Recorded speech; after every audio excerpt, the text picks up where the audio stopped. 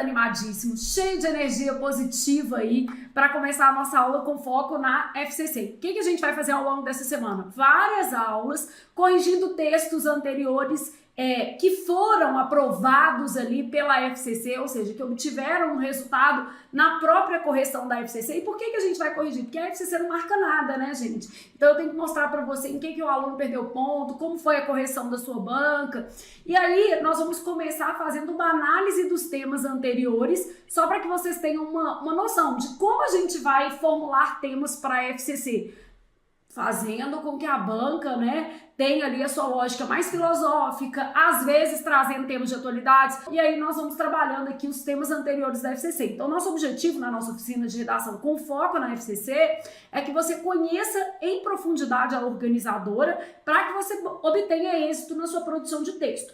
Cada banca é de um jeito, gente. Então, por exemplo, assim, enquanto o Sebrasp vai lá e coloca tópicos na proposta de redação e fornece um espelho quando dá a divulgação das notas da correção, né, daquela prova. Então o Sebrasp vai lá e oferece para você um espelho e fala assim, olha, o aluno tinha que ter falado isso. Se ele não exemplificou, a nota é essa. Se ele exemplificou, a nota é aquela. Não, a FCC já é um pouco mais, como é que eu posso dizer, subjetiva, né? Ela geralmente não fornece um espelho, a não ser que o tema seja jurídico, e ela traz ali um tema muito mais aberto para a gente desenvolver a redação.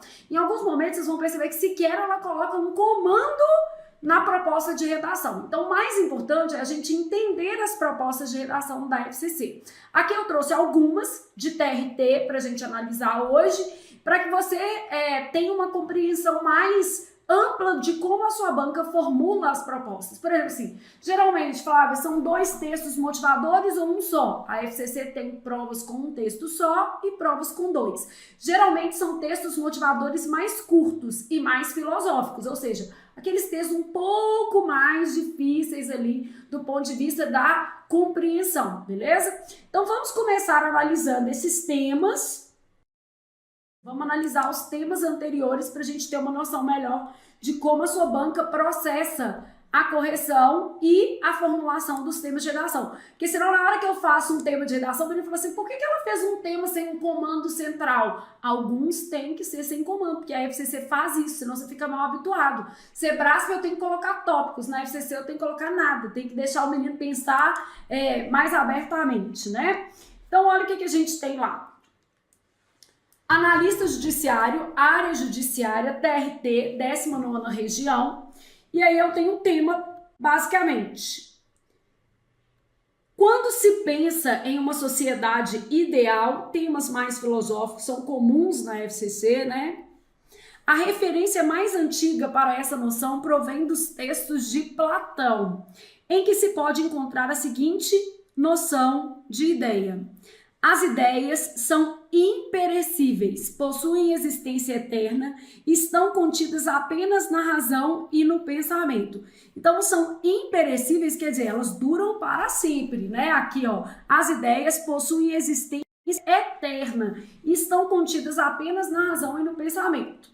Quando as outras coisas, elas surgiriam e desapareceriam, seriam passageiras e evanescentes, não subsistindo por muito tempo no mesmo e único estado.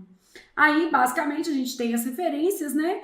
No entanto, até que ponto uma concepção imutável e abstrata de sociedade poderia abarcar o que não está previsto? Então, os textos da FCC, gente, são mais profundos. Aqui ele está discutindo a concepção de sociedade e a concepção da ideia. A ideia é perecível ou realmente a ideia persiste dentro de uma lógica temporal? Consta-se que, para pintar Helena, que teria sido a mais bela das mulheres gregas, Zeuxis não procurou um modelo abstrato e unívoco de perfeição, mas sim procurou compô-la como o que havia de mais belo na variedade de pessoas, usando o rosto de uma, os olhos de outra e assim por diante. Então, nesse caso aqui, né, ele foi mostrando que ele pegou um pouco de cada pessoa, né, ou o melhor que ele entendia ser de cada pessoa para compor a lógica de Helena. Então, um pouco de cada pessoa para compor o que ele veio a chamar de Helena. A partir dos textos acima, redige um texto dissertativo argumentativo a respeito do seguinte tema: o ideal de sociedade em contraposição ao respeito de diversidade. Aí o aluno fala assim, Flávia, mas é um tema muito difícil. Lógico que não, gente. Aqui, ó, a primeira coisa, ele fala aqui que a ideia persiste, a ideia é eterna, mas a gente sabe que não, que a ideia de sociedade, ela muda em conformidade com a época, né? Então ele vai falando o seguinte, uma concepção, no entanto, uma contraposição, ó, até que ponto uma concepção imutável e abstrata de sociedade poderia abarcar o que ainda não está previsto? E aí você pode dialogar, inclusive, com coisas que a gente vê hoje, né?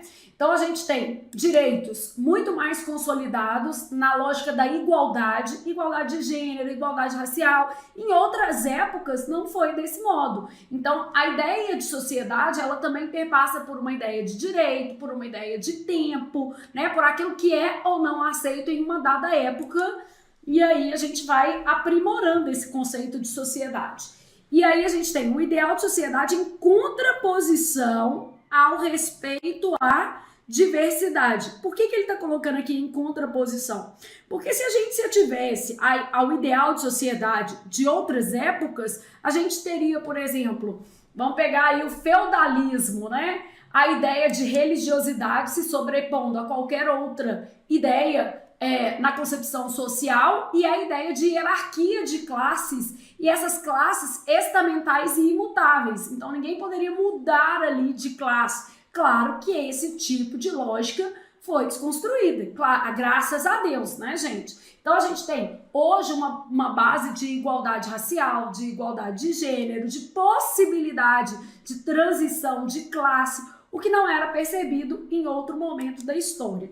Então, quando a gente fala assim, ó, o ideal de sociedade em contraposição ao respeito à diversidade, vamos pensar nessa redação aqui, vou pensar hoje, amanhã eu vou mostrar alguns textos sobre cada um dos temas que a gente está trabalhando aqui, e você também pode pensar numa redação para esses temas, tá? Na FCC, eu posso usar 5 parágrafos ou 4. Menos que isso é ruim e mais que isso também não costuma ser muito adequado, tá? Então, a gente tem um texto aqui, ó, 30 linhas, mais ou menos 6 linhas, mais ou menos 6 linhas, mais ou menos 6 linhas, mais ou menos 6 linhas, e aqui uma conclusão com mais ou menos 6 linhas. Como ele fala de contraposição, a gente já sabe que o nosso texto ele tem que mostrar ali isso aqui, ó, o no entanto, né? Então, a gente tem essa lógica de contraposição.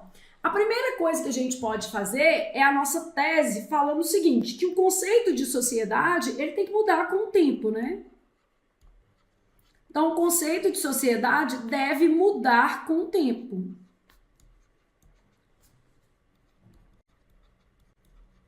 Então, essa daí já é uma primeira premissa, que é o que a gente vai defender. Claro que aqui o ideal é que eu faça pelo menos 2 frases. Então, a gente já entendendo assim, ó, eu tenho que evitar parágrafos com apenas uma frase, a gente tem que fazer pelo menos 2 frases, e eu vou ali levantando esse conceito de sociedade, beleza? Bom, então vou trabalhar o conceito de sociedade. Aqui eu posso fazer um levantamento histórico, né? Eu posso mostrar os modelos que já existiram. Então, fazer um passeio por modelos que já existiram. Eu começaria lá, assim, considerando meu domínio, porque tudo você tem que levar em consideração qual é o seu domínio sobre o tema. Então, eu levaria em consideração o feudalismo, que é um modelo de sociedade. Depois, eu poderia falar dos modelos de sociedade, sociedade escravocrata, né? Desculpem. E trabalhar esses modelos mostrando que eles foram superados, tá?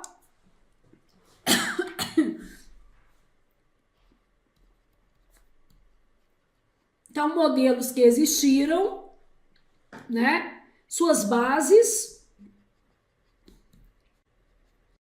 E aí eu tenho que mostrar que foram superados.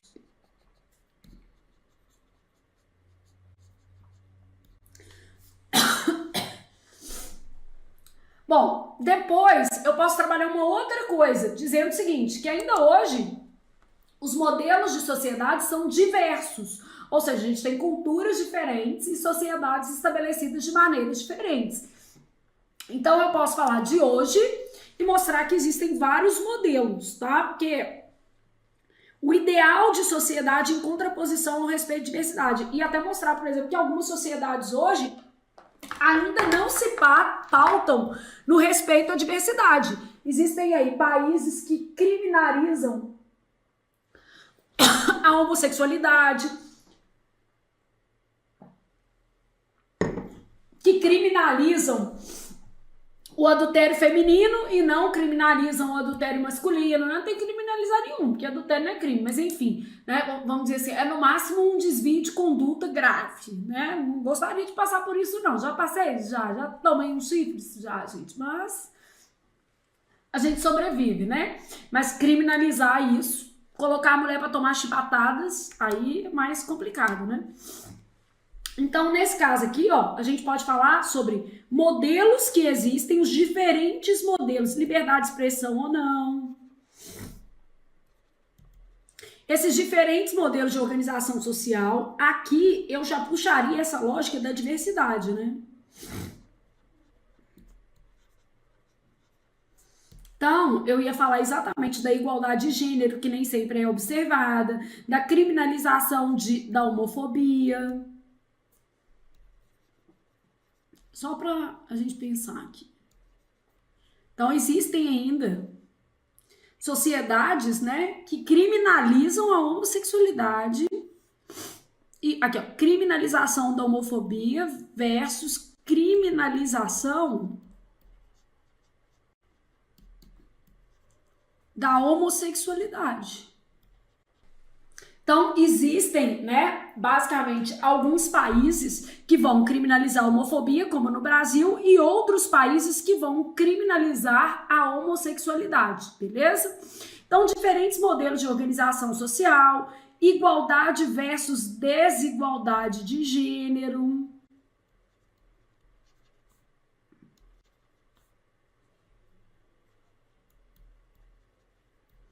Então, vou trabalhar todas essas bases aqui. Bom, e aí a gente vai falar, pensando aqui nas sociedades democráticas, né, que o respeito à diversidade é uma conquista, né? A ideia da variedade de pessoas, variedade de comportamentos, diversidade cultural. Então, aqui, ó, o respeito à diversidade é uma evolução social.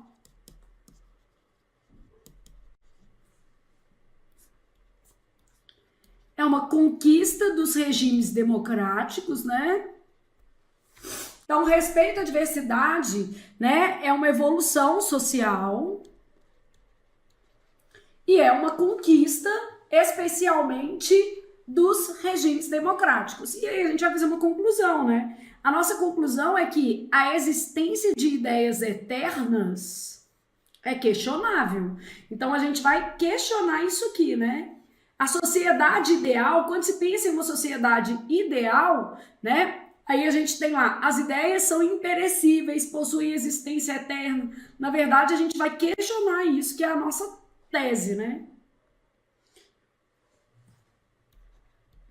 Então, a gente vai concluir que a sociedade ideal evolui. E ela está sujeita a mudanças, como a gente tem visto muitas mudanças hoje, né?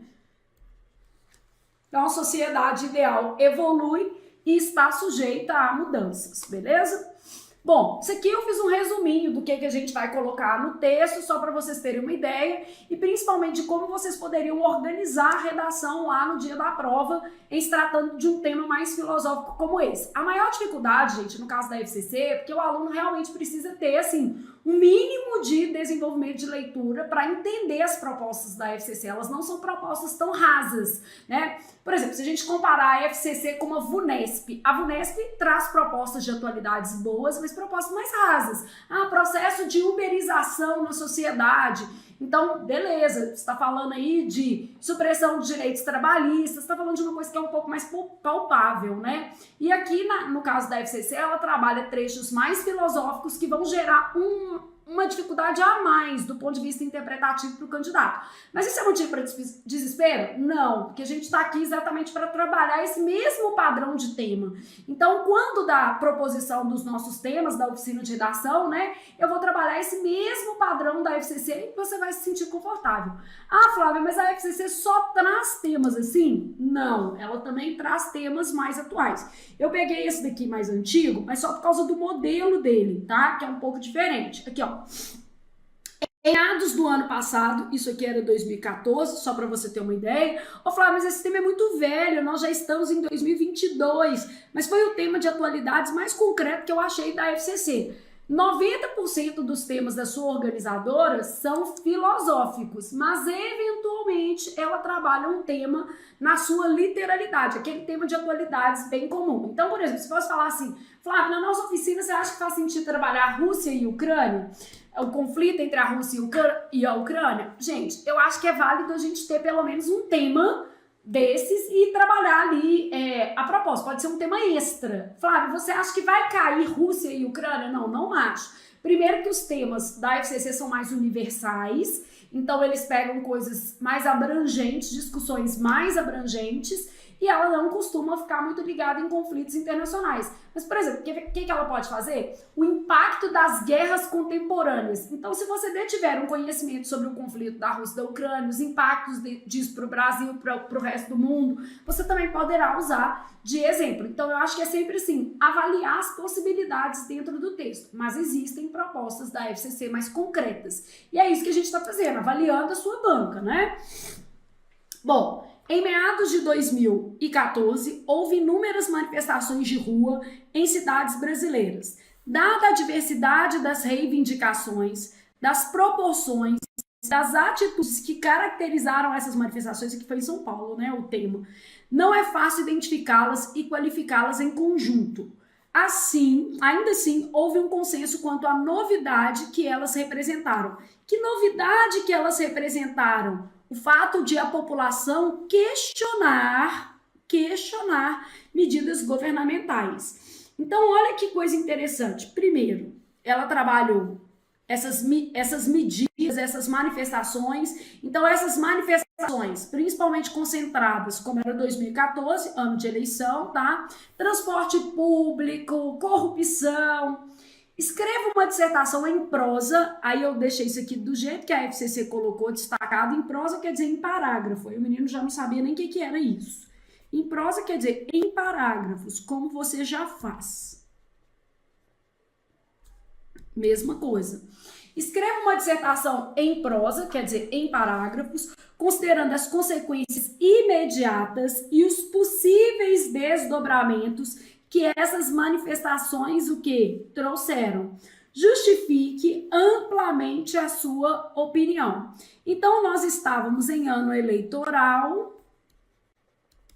Aqui, esse tema, tipo assim, ele é de 2014, mas a gente pode ainda pensar nesse tema em 2022, porque estamos em ano eleitoral, né? Então, assim, Flávia, existe uma chance de cair um tema parecido? Eu vou mostrar dois temas que tem a ver com o período eleitoral que a FCC cobrou. Então, eu pesquisei os temas e falei assim, olha, vamos pegar um escopo o mais ilustrativo possível das possibilidades da sua organizadora, tá? E a gente vai trabalhando outros depois.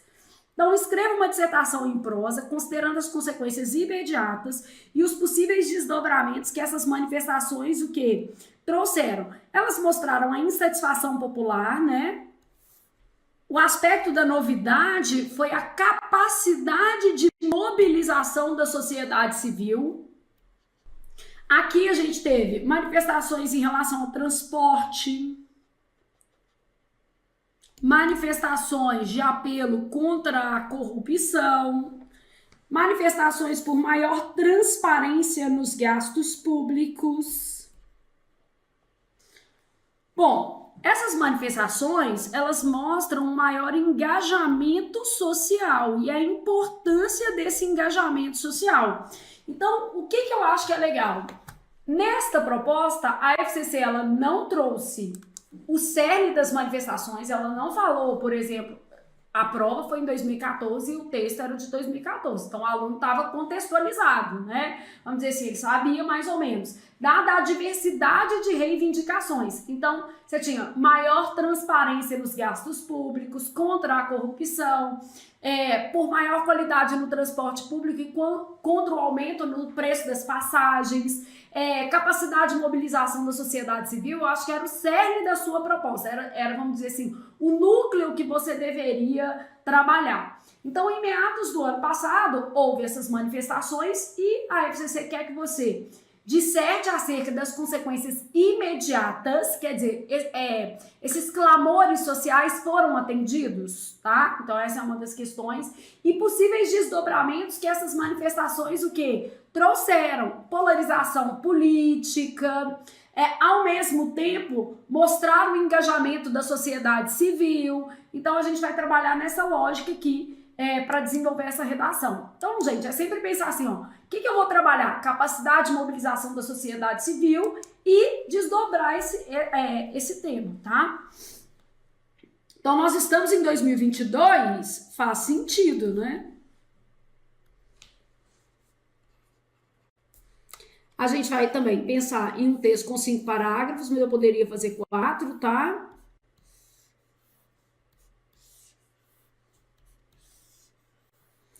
Aqui, ó, como tá pedindo efeitos imediatos e desdobramentos de longo prazo. Então, aqui eu já sei que eu vou colocar efeitos imediatos, que já estava na proposta, ó. Expectativas futuras, né? Aqui na introdução, a gente vai articular uma tese. Que tese que vai ser essa? Exatamente a necessidade de engajamento, a importância do engajamento da sociedade civil. Então, vou trabalhar a importância do engajamento da sociedade civil, e aí a gente, né, pode colocar essa lógica dentro do texto. Aqui eu vou descrever as manifestações, porque aí eu vou falar assim, ó, quais foram essas manifestações, os efeitos imediatos e os desdobramentos, né? Que o texto não trouxe isso, não.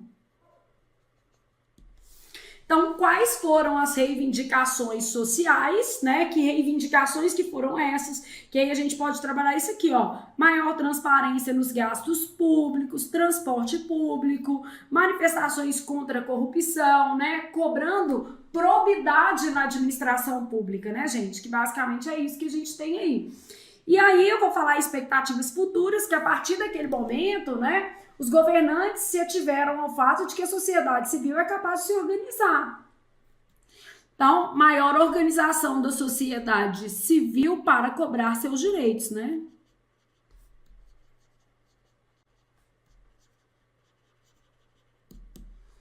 Então, basicamente, a gente tem aí essa possibilidade de organização da sociedade civil com o objetivo de cobrar direitos dos governantes. Então, seria o escopo do nosso texto, beleza? Esse tema, um tema de atualidades mais concreto, e aí eu achei importante trabalhar, por quê? Porque a gente vive o mesmo cenário hoje. Então, a FCC vai fazer uma proposta idêntica? Não, idêntica não, mas ela pode fazer uma proposta sobre polarização política, por exemplo. Ela pode fazer uma proposta envolvendo ali uso de redes sociais e ambiente pré-eleições, né? Como que a gente pode trabalhar essas questões. Então, isso aí eu acho que é bem possível, sim, beleza? Bom, vamos analisar um outro tema que tem um escopo parecido com esse também, não? Atente para o seguinte texto. A todo momento somos levados a escolher entre drásticas oposições, direita ou esquerda, aqui ó, um aspecto mais político no tema, né? E nem foi a mesma prova, só para vocês terem uma ideia aqui, TRT quarta região, né? Esse tema, segunda, desculpa, e esse daqui 16ª região. Então, aqui eu tenho um aspecto mais político do tema. Atente para o seguinte texto. A todo momento somos levados a escolher entre drásticas oposições, direita ou esquerda, a favor ou contra o aborto, maior ou nenhuma repressão policial e tantas mais. Mas é bom lembrar que tais oposições podem ser simplórias, porque existem aí oposições, vamos dizer assim, que às vezes trazem para a sociedade um empobrecimento, né, gente? Porque não é sempre sim ou não. Existem situações que devem ser levadas caso a caso. Vamos dar um exemplo. Quando você fala a favor ou contra o aborto, depende em que situações, né? Em quais situações. Então, existem casos e casos. Você está considerando o quê? Um caso de estupro? Você está considerando o quê? Um caso de uma pessoa, por exemplo, que teve, sei lá, complicações gestacionais severas e que colocou sua própria vida em risco. Então, fala, mesmo assim eu sou contra o aborto. Beleza, né? Só que ele tá falando o seguinte, essa dicotomia sim ou não, ela pode empobrecer o discurso. A mesma coisa a dicotomia esquerda e direita, ela pode empobrecer o discurso. E esse tema também está na moda em 2022, porque a gente vive uma sociedade extremamente polarizada. Então eu já trouxe porque é um tema possível, né? Vamos dizer assim, faz sentido. Ou pelo menos um tema parecido, né? Mas é bom lembrar, então, que tais oposições podem ser simplórias, ou seja, nem sempre o nosso discurso é de sim ou de não. E há muito espaço entre os extremos para ser investigado e avaliado. E eu concordo com isso, assim, gente, enormemente, principalmente em relação a isso aqui, ó. Existem coisas boas na esquerda, existem coisas boas na direita e um monte de pauta suprapartidária que deveriam ser discutidas, como, por exemplo, melhoria da educação pública. Isso aqui interessa aos dois setores.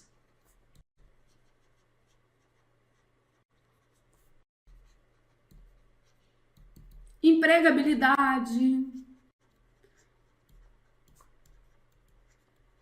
Isso aqui é suprapartidário, não tem a ver com direita ou esquerda. Todo mundo devia apoiar, né? Agora, quando a gente fala, por exemplo, uma lei nova que foi votada no Congresso semana passada, nós estamos em maio de 2022, tá? Se você assistir a aula mais no fim do ano e tal, só pra você saber, a educação domiciliar, né? Então ela já tramita no Congresso há algum tempo e ela foi aprovada numa primeira votação na Câmara, beleza? Então, Flávia, vamos falar de educação domiciliar. A educação domiciliar, ela pode ser discutida, gente, depois que a gente conseguir melhorar os indicadores educacionais brasileiros. A educação domiciliar hoje é uma pauta extremamente à direita e ela atende a um contingente populacional muito pequeno, né? Hoje nós temos de 5 a 7 mil famílias educadoras no país e normalmente para você educar o seu filho em casa, você precisa ter condições financeiras para tal. Se você tem condição financeira, você pode entrar com uma ação, por exemplo, na justiça, requerendo o direito de educar o seu filho em casa, porque você vai conseguir também. Existem famílias educadoras já com essa prerrogativa, né? O problema é o tanto de criança, por exemplo, que obviamente pode evadir do ambiente escolar por causa da prerrogativa da educação domiciliar, principalmente nas famílias mais empobrecidas. Então a gente tem um monte de coisa que deveria ser pensada. Então não é uma questão de direita ou esquerda, é uma questão de o benefício da melhoria da escola pública no Brasil é para a sociedade como um todo, porque 85% das crianças no nosso país estão nas escolas públicas. Então é um número muito considerável. E quando a gente se preocupa com pautas que vão agregar para, vamos dizer assim, minorias numéricas, porque existe uma diferença da ideia de minoria e na questão da minoria numérica, que já consegue esse direito por outras vias, porque a gente tem medidas judiciais que podem ser tomadas para que você possa educar o seu filho em casa, a gente sai do debate mais central, que é a qualidade da educação, e vai para o debate periférico. O que é o debate periférico? Escola sem partido, a questão de, vamos dizer assim, famílias educadoras. Isso tudo aí acaba sendo um debate muito menor, porque se a gente tivesse preocupado em melhorar a qualidade do ensino, a gente estava com outra roupagem, outra abordagem, olhando os gastos públicos dentro dos estabelecimentos escolares, garantindo que o dinheiro não, né, como é que eu posso dizer assim, escoasse pelos ralos da corrupção, garantindo que os processos de revisão do ensino fossem processos sérios mesmo, que os indicadores apontassem soluções para a gente melhorar o ensino de base. Gente, nós estamos com alunos saindo do ensino médio sem saber ler e escrever direito. Isso é muito complicado, entendeu? Assim, a gente melhora o número de crianças na escola é maior, mas a qualidade da educação ainda é muito ruim. Então, essa questão da polarização política, muitas vezes ela esvazia discursos que são comuns, são suprapartidários, ou seja, interessam a todos na sociedade civil, né?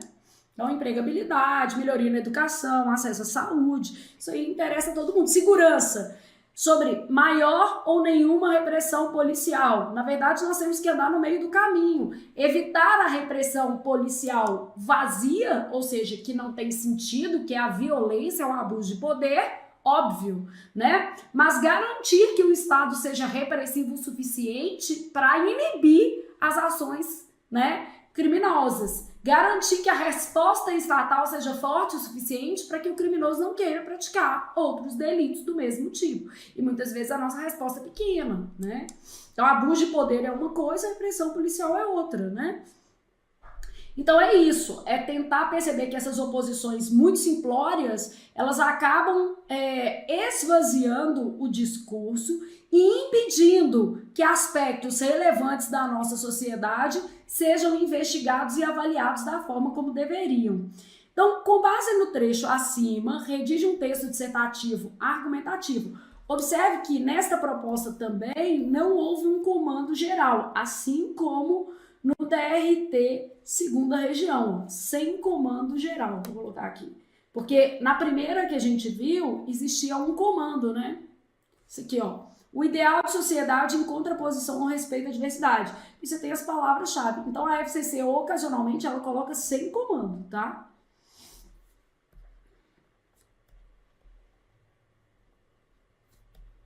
Isso aqui é normalíssimo.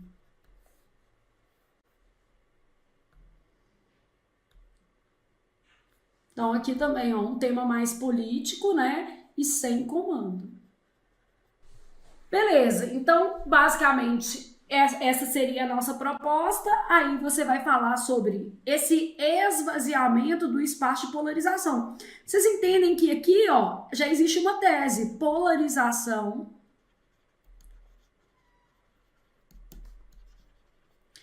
podem ser prejudiciais. Flávia, a gente pode falar até de movimento anti-vacina. Com certeza você pode trazer isso aí. Uma sociedade polarizada, por exemplo, sobre vacina faz bem ou vacina faz mal. Existem, obviamente, comprovações científicas mostrando o resultado das vacinas. Isso quer dizer que não existem grupos, né, que eventualmente estariam mais fragilizados quando expostos à vacina? Não, um grupo ou outro. Se a pessoa tem alergia a ovo e a vacina é desenvolvida com ovo, são outras questões. Mas isso não quer dizer que a gente tem que ter uma sociedade polarizada entre tomar ou não o quê? Vacina. A gente tem que entender qual é o benefício social da vacina num conjunto de coletividade, né? Então a gente pode trabalhar essas questões aqui. O tema é bem político, tá, gente? Então, ó, o espaço eu abordaria o tema falando que o espaço das pautas suprapartidárias fica esvaziado quando das polarizações. É igual a questão da liberdade de expressão, né? Pode usar o exemplo do Brasil, né? Então, o espaço das pautas suprapartidárias é reduzido, né, em ambiente de polarização. Então, essas pautas suprapartidárias, depois você vai mencionar. O que você está entendendo como pauta suprapartidária? Eu focaria nesses três aqui, ó: educação, saúde, né? Aí você pode falar a questão da segurança pública.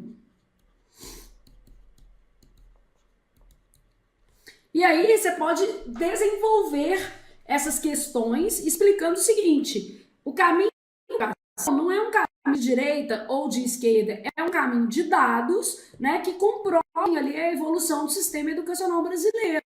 Então, o caminho da saúde é o que comprove a melhoria no acesso, a qualidade da saúde, o caminho da segurança coisa.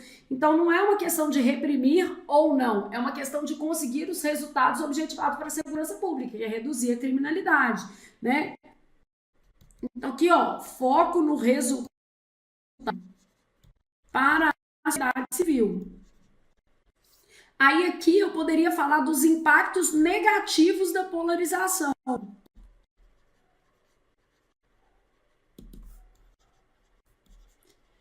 Você pode usar vários exemplos. Esse é um tema bem rico, né, gente? Você teria muitas opções aqui para argumentar. Eu tô pegando educação, saúde e segurança pública, porque o aborto, por exemplo, está circunscrito aí à ideia da saúde, né? Então, o aborto visto como uma política de segurança, de saúde pública. Aí a gente pode trabalhar a lógica repressiva versus, né? Vamos dizer assim, a ausência total de repressão na esfera da segurança pública e a educação ali, mostrando que muitas vezes as bandeiras educacionais estão ganhando viés de esquerda ou de direita, quando a qualidade da educação interessa a todo mundo. Não tem a ver com ser de direita ou ser de esquerda. Então, nesse caso, a gente tem que trabalhar a qualidade da educação. O que é qualidade na educação, né? Então, a gente também levantar isso. A qualidade da educação ela é medida, por exemplo, por indicadores internos, como o PAEB, o SAEB, e ela é medida também por indicadores externos, como o PISA. Então, se o Brasil não avança no PISA, a gente sabe que a nossa educação está mais estagnada e que a gente não tem conseguido ser bem sucedido nessa lógica de dar ali um viés educacional adequado à sociedade, principalmente nas escolas públicas, tá? Principalmente porque tem escola particular que é ruim também. E existem escolas públicas muito boas, só que elas acabam representando um contingente inexpressivo dentro da sociedade brasileira, que é isso que a gente vai ter que levantar na nossa redação. Mas deixa eu levantar outras pautas que você poderia usar para desenvolver esse texto. Vamos imaginar que você fosse falar sobre o STF e liberdade de expressão. Nossa, Flávia, é muito polêmico, eu acho muito difícil. Não, gente, o texto traz exatamente esse caminho do meio como alternativa. Então vamos começar pelo STF. Primeiro, negar a necessidade do STF já é ruim para a sociedade, ele é importante. Agora, entender que o STF, tal como ele é constituído hoje, por muitas indicações, né? Na verdade, por indicações presidenciais, a gente entende também que a constituição daquele poder ali é frágil. Então, o que a gente tem que fazer? Fazer a sociedade entender a importância da instituição do STF, porque é uma instituição importante dentro do conjunto de freios e contrapesos da nossa sociedade civil, né, dentro do regime democrático, mas propor uma solução para o que a gente vê que não é muito adequado. O que é uma solução? Primeiro, vamos lá. Fazer com que a alternância de poder no STF também exista. Então, vamos tirar esses cargos aí que vamos dizer assim, ficam quase que uma vida inteira. O que mais? Vamos trabalhar uma outra forma de indicação para o STF, que não seja uma indicação... já caiu até um tema desse de redação, tá?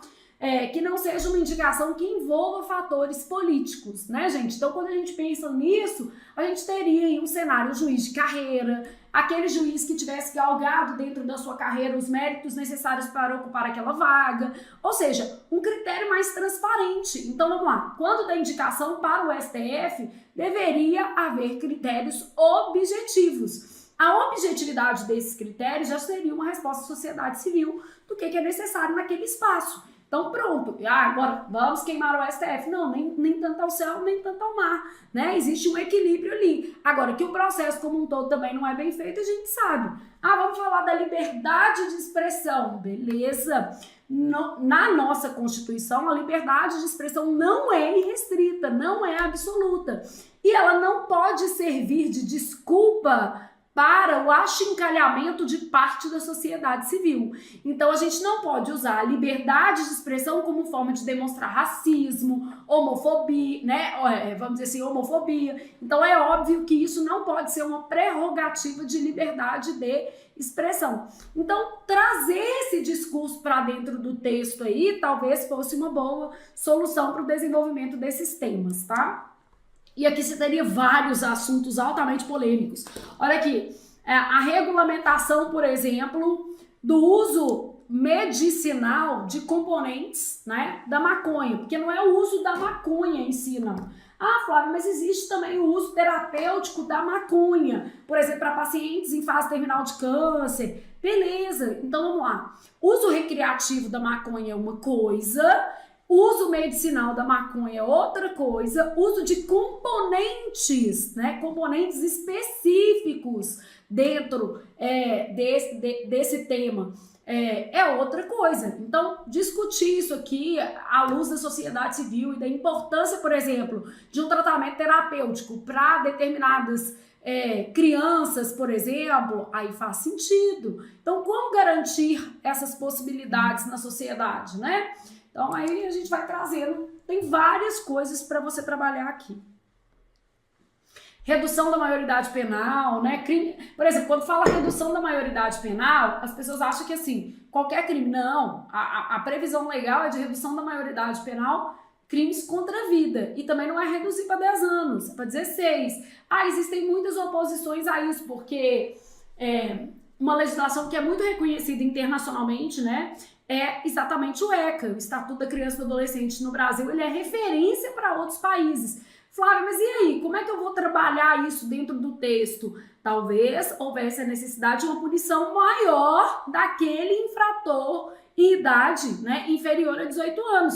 Se a gente não vai reduzir a maioridade, a gente pode fazer outra coisa. A gente pode imputar uma punição maior para aquele infrator. Então, vamos mudar esse tipo de coisa, né? Principalmente nos crimes contra a vida, né, gente?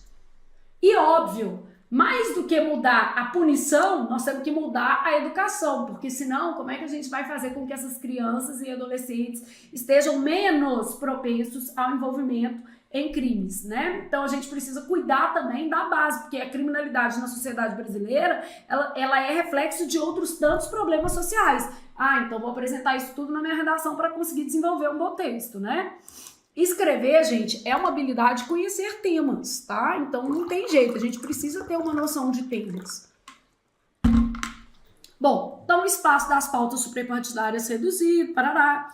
E aqui eu vou fazer uma conclusão que é a mesma que o cara da proposta chegou, né? Olha aqui, ó. Há muito espaço entre os extremos para ser investigado e avaliado. Então, vamos dizer assim, existe aí um caminho do meio, né? Que eu vou chamar o caminho do equilíbrio. Então, o caminho do equilíbrio é que pode ser ideal para a sociedade, né? Como garantir esse caminho do equilíbrio? Então, essa que vai ser a lógica do nosso texto aqui. Nossa tese, né, gente? Espaço das pautas suprapartidárias para o desenvolvimento da sociedade, né? Os interesses coletivos muitas vezes ficam deixados de lado. E aqui eu ia trabalhar os impactos negativos, né? Aqui, ó, a gente tem que estar focando no resultado para a sociedade civil. As melhorias têm que ser com base em interesses coletivos, tá? Bom, aí trouxe mais um texto, outra proposta de redação. Peguei TRTs variados, tá? Só para você avaliar aqui. Mapa Mundi. A facilidade de comunicação acabou com esses tanques em que floresciam as diferentes culturas. Nós vamos fazer um tema de redação sobre multiculturalismo, tá? Quando antes se olhava o mapa mundi e via-se cada país de um colorido diferente, podia-se tomar isso ao pé da letra. É verdade que o mundo continuou a ser uma colcha de retalhos, mas são todos da mesma cor. Então ele está falando sobre a diversidade cultural, ela foi reduzida, mas isso não é uma verdade, não. Então, um texto do Mário Quintana, a partir das reflexões de Mário Quintana, redige um texto dissertativo sobre o seguinte tema: a revitalização das culturas tradicionais e a promoção do respeito à diversidade cultural. Então, revitalização das culturas tradicionais, então a gente pode falar de povos originários, por exemplo, né? O resgate de matrizes africanas. Promoção do respeito à diversidade cultural. Aí a gente pode falar que isso é um princípio constitucional, né? Que, obviamente, o governo tem que atuar nisso. esse tema aqui foi no sul do país, né? E na época desse tema, estava acontecendo a festa da Farroupilha. Então, às vezes, o aluno não se dá conta, mas ele estava lá no sul do país e estava acontecendo uma festa da Farroupilha, que é exatamente uma festa de manifestação cultural. Então, por exemplo, assim, como trabalhar isso dentro do seu texto? Tá vendo que a FCC estava muito antenada com a autoridade, só que o menino não conseguiu nem saber que tinha a festa da Farroupilha lá no sul. Ele estava lá fazendo a prova e não sabia. Pode pesquisar, tá? A prova foi na época da festa. Então, atuação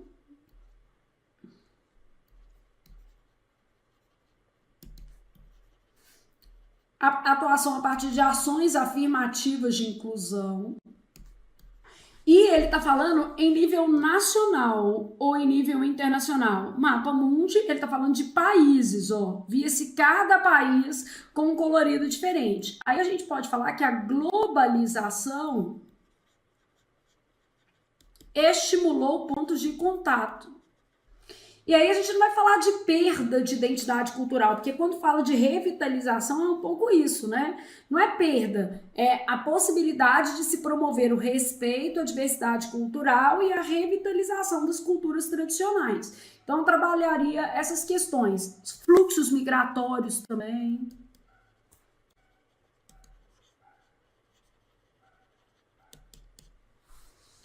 Ah, Flávia, eu quero trabalhar fluxos migratórios da perspectiva de refugiados. Tudo bem, pode trabalhar, faz sentido, né? Isso aí é adequado ao texto. Então, você pode trabalhar fluxos migratórios e trabalhar essa questão, por exemplo, da necessidade de se garantir dentro de um espaço democrático, né, a preservação da identidade daquela comunidade, daquele grupo migratório, né? Principalmente no caso dos refugiados, tá? Então, vou trabalhar isso aqui, né? Então, aqui a gente vai colocar sobre diversidade cultural, né? E, basicamente, importância da preservação de culturas. Aí, aqui, eu vou falar exatamente dessas culturas mais tradicionais. Então, comunidades quilombolas, né? Vou falar desses povos tradicionais mesmo. Ah, então vou abordar ali a questão dos indígenas, vou abordar a questão dos indígenas, e isso tudo vai fazer sentido dentro do meu texto, né? Então, basicamente, nessa revitalização dos povos tradicionais, comunidades quilombolas, indígenas, né? Então, vou trabalhar esse ponto aqui no que eu vou chamar de desenvolvimento 1, tá? Então, minha tese vai ser sobre diversidade cultural, importância do respeito à diversidade, né? Aqui eu vou falar dos povos tradicionais. Então, vou falar basicamente de matrizes africanas, indígenas. Aí, ó, eu vou falar de, dentro de um mesmo país, diversidade cultural, então eu vou usar o Brasil como exemplo. Eu vou falar assim, no Brasil, por exemplo. Então, Brasil como exemplo, beleza? Então, ó, qual que vai ser a lógica aqui? Eu vou falar da comunidade japonesa dentro do Brasil. Aí os principais locais de atuação dessa comunidade japonesa são Paulo e Curitiba, tá? Aí eu posso falar de comunidade alemã.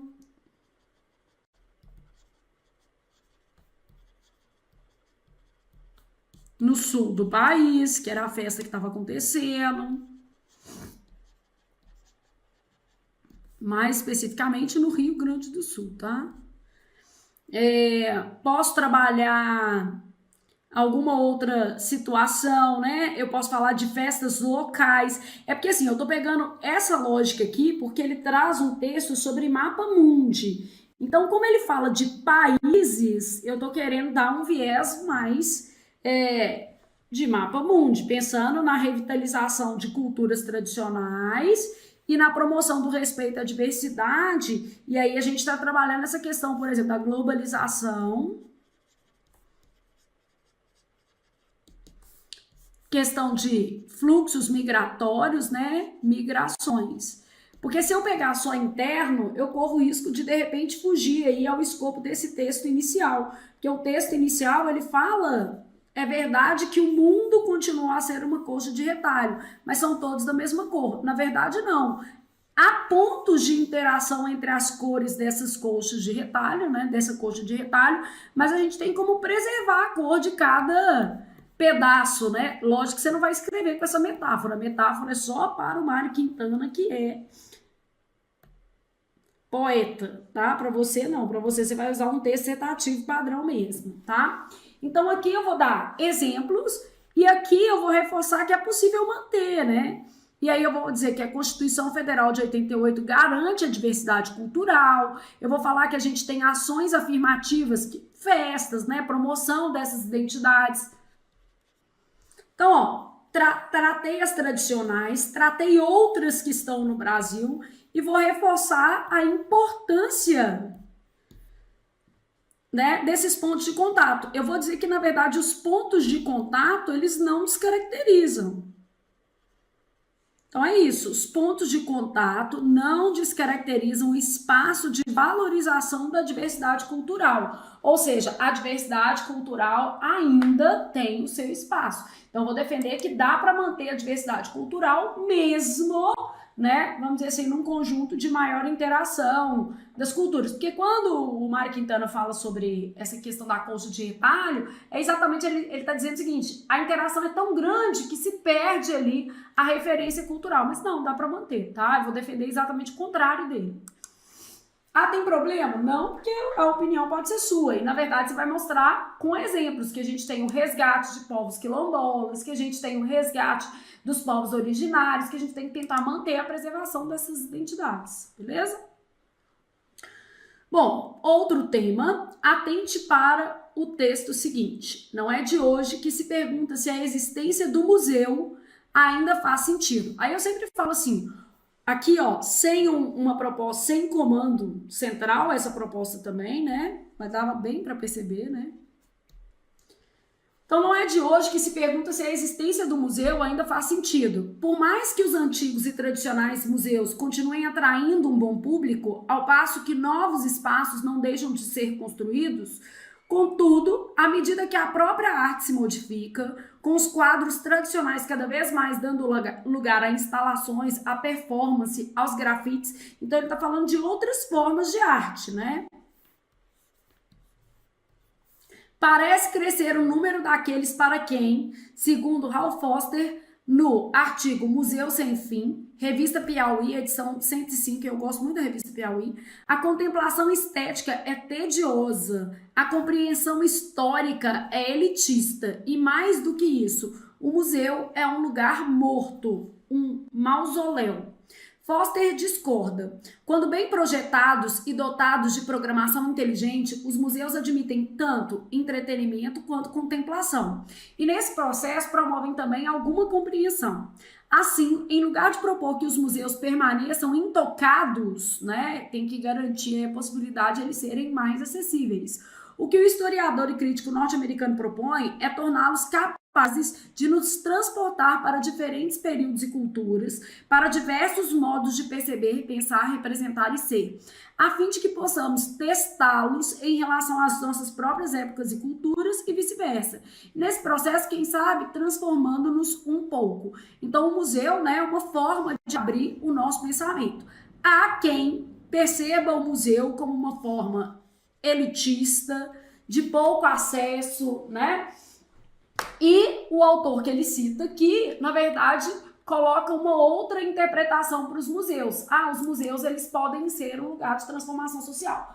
O negócio é o aluno saber pelo menos assim, eu posso falar do museu do sexo. Pode, basicamente mostrando ali quais são as prerrogativas que aquele museu traz, qual que é a experiência, o que ele quer contar sobre esse tema, porque existe mesmo o Museu do Sexo. Não, eu vou pegar, Flávia, uma coisa que eu acho que é bem legal, que é o Museu do Holocausto, que não é uma homenagem, mas é uma forma de fazer uma leitura sobre o que aconteceu no passado e que nós, obviamente, não gostaríamos que se repetisse. Então, posso trabalhar essa questão do Holocausto. Ah, eu posso trabalhar, por exemplo, um museu interativo, como o Museu da Língua Portuguesa, ou os museus que são itinerantes. Posso trabalhar isso. Museus, por exemplo, que têm sempre o seu acervo modificado, né? Então é o caso do Museu da Língua Portuguesa, também é assim, ele estava fechado, agora já reabriu, então se você é aí de São Paulo, ou um dia for passear em São Paulo, vale a pena conhecer o Museu da Língua Portuguesa. O espaço é maravilhoso e é um espaço interativo, totalmente diferente do que a gente concebe na ideia de estático, de parado, de alguma coisa que não pode ser acessado nem compreendido. Então o Museu da Língua Portuguesa é altamente, como é que eu posso dizer, menos nostálgico e mais dinâmico. A gente tem um acervo super dinâmico e a própria história da língua mesmo, contada de uma maneira diferente, tá?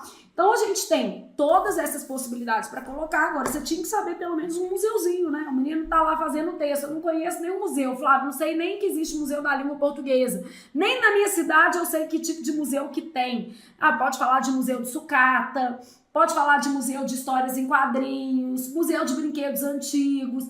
Então a gente tem várias experiências aí para mostrar que o museu, ele, em todas as fases da nossa vida, né? Por isso que eu falei do museu de brinquedos, por exemplo, em todas as fases da nossa vida, ele pode ser contemplado e ele pode ser uma forma de entretenimento, né? Sobre o caráter elitista do museu, a gente tem que trabalhar para romper com isso, né? Isso não é só do museu, não. O caráter elitista de várias outras coisas. Cinema, teatro, o acesso à cultura no nosso... Acesso a livro, por exemplo. O acesso à cultura no nosso país ainda é muito caro. Então, como trabalhar para que os museus sejam espaços mais democráticos? Então, aí a gente pode propor isso dentro do nosso texto, garantindo que esses espaços sejam mais democráticos, não sejam espaços intocados, mas sejam espaços para serem percebidos pela sociedade como um todo, para que as leituras do passado sirvam de inspiração para o futuro, né? Museu do Amanhã, no Rio, né? Você pode falar também disso. Muita coisa legal para colocar nesse texto. Eu achei o tema muito bom. Assim, sempre mais filosófico, não tão simples, né? Ó, a FCC ela já fez sobre a importância da leitura, importância da literatura, porque são dois temas diferentes. A leitura, você pode ler um texto informativo, e a literatura, um outro tipo de texto. Então, nós estamos falando de temas muito diferentes. A questão dos museus, ela já falou sobre arte diversas vezes. Então, pensar em propostas para a FCC é revisitar esses espaços de arte. Já falou de música. Então, a música popular brasileira e o lugar da música popular brasileira como resgate da identidade cultural. Então, falar um pouco sobre esse aspecto de resgate cultural a partir da música. O que é a música como representante de identidade? Né? Então a gente pode trabalhar isso tudo aí no texto. E todos esses temas já foram abordados pela FCC pelo menos uma vez, mas a maioria mais de uma, tá? Então, sem comando central esse daqui, mas a gente tá vendo que é museu, tava fácil, né? Então a gente tá trabalhando. Ainda faz sentido, aqui ó, não é de hoje que se pergunta se ainda faz sentido. A nossa tese é que faz sentido.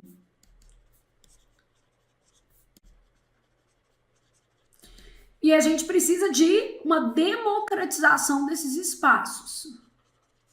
Até maior divulgação mesmo, né? A FCC já cobrou exposições, né? Então, a nossa lógica vai ser trabalhar a democratização do museu, tá?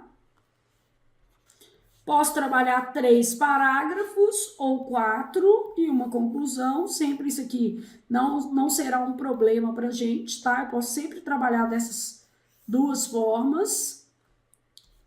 Bom, então a primeira coisa que eu vou fazer é romper com essa ideia. É preciso romper com essa lógica, né? De que é uma compreensão histórica elitista, que é uma estética tediosa, beleza? Então, romper com a ideia de que os museus são espaços, o quê? Elitistas. Essa já era uma primeira coisa para a gente trabalhar. Bom, depois, como romper, né? Então, é preciso romper. Como romper? Como trabalhar essa lógica, né? Ações de democratização desses espaços. Maior divulgação, ingresso gratuito. Aqui, ó, ingressos gratuitos, né, gente? Sobretudo para a população carente. locais mais acessíveis, né? O museu ficar em um lugar mais acessível. O Museu da Língua Portuguesa, por exemplo, ele é muito acessível, né? Na estação do metrô. Maior suporte à compreensão da história dentro do ambiente do museu, né? O que é esse maior suporte? Você ter pessoas que realmente estejam dispostas ali a fazer uma leitura daquela, vamos dizer assim, experiência junto com as pessoas que têm menos condições de repente, apreender o conteúdo do museu, né? Então, trazer essa possibilidade de um diálogo maior, né? Então, essas ações de democratização desses espaços, e aqui a gente pode dar exemplos de museus bem-sucedidos, museus interativos, né? Então, o Museu da Língua Portuguesa, Museu de História Natural. Aí você pode citar vários. Aqui, ó. Você pode citar desde o Museu do Sexo, Museu de Brinquedos,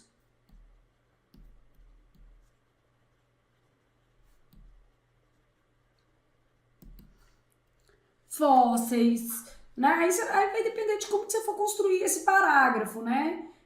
Museu que faz, não é que preste uma homenagem ao Holocausto, né, gente? Mas que discute a problemática do Holocausto. Então, o museu não é sempre uma homenagem, é uma forma de retratação da história. E aqui a gente vai dizer que a despeito da criação de novos espaços, porque ele traz na proposta esses novos espaços, né?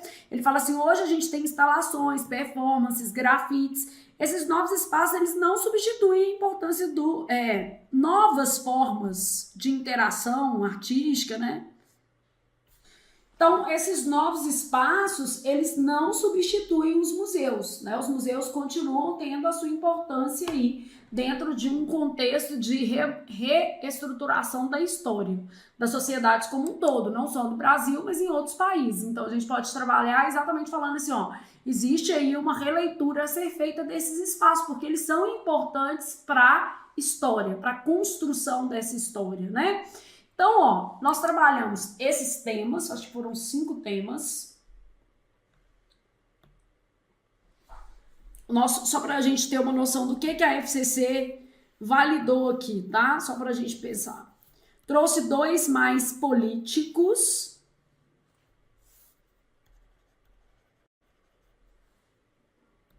A importância dos museus. Aí aqui a gente tinha um outro tema que era acerca da diversidade cultural. Aqui, polarização, um tema mais político.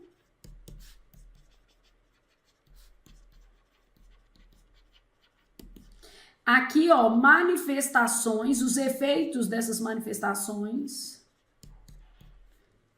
Também um tema mais político, só para a gente ter uma ideia do que a FCC cobra. Tá? E o primeiro foi o ideal de sociedade, bem filosófico.